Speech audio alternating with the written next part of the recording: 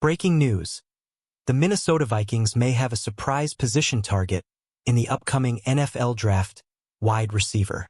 This news just dropped, and you won't want to miss a second of it. But before we dive into the details, make sure to subscribe to the channel and turn on notifications so you stay updated on every Vikings move. At first glance, wide receiver might not seem like a priority for the Vikings in 2025.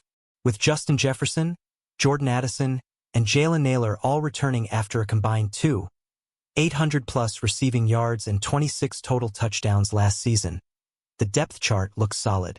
Additionally, Tim Jones and Rondale Moore were brought in to replace Trent Sherfield and Brandon Powell. However, looking ahead to 2026, things get more uncertain.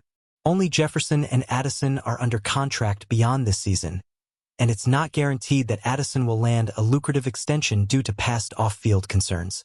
The reality is you can never have too much depth or young talent at wide receiver. And this year's draft is loaded with intriguing prospects, from the early rounds all the way to day 3. While the Vikings might not target a receiver with their first pick, or even on day 2, it remains a position to watch in the later rounds, depending on how their draft board shapes up.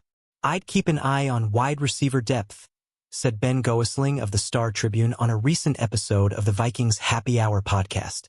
They signed Rondale Moore, but that's likely a short-term move. They've been exploring the receiver market in the pre-draft process, and they need to start thinking about what this position looks like behind Justin Jefferson in the coming years. Goesling pointed out that Jordan Addison is entering his 3rd year, meaning the team will need to make a contract decision on him soon. With wide receivers being abundant in recent drafts, the Vikings could look for someone to pair with Jefferson and Addison, or even a potential successor to Addison. So far, the Vikings have met with multiple wide receiver prospects.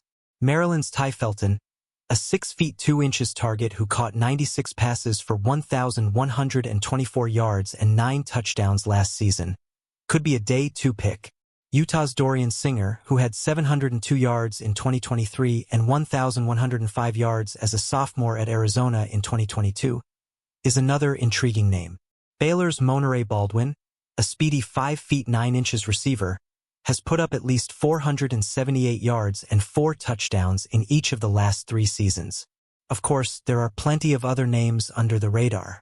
Between key scouting events like the Senior Bowl, Shrine Bowl, NFL Combine, Pro Days, and Top 30 visits, the Vikings have evaluated hundreds of draft prospects. Wide receiver may not be their top priority, but it's certainly a position to keep an eye on. What do you think? Should the Vikings draft a wide receiver, or should they focus on other needs? Let us know in the comments. And don't forget to subscribe and turn on notifications so you don't miss the next big update on the Vikings draft plans.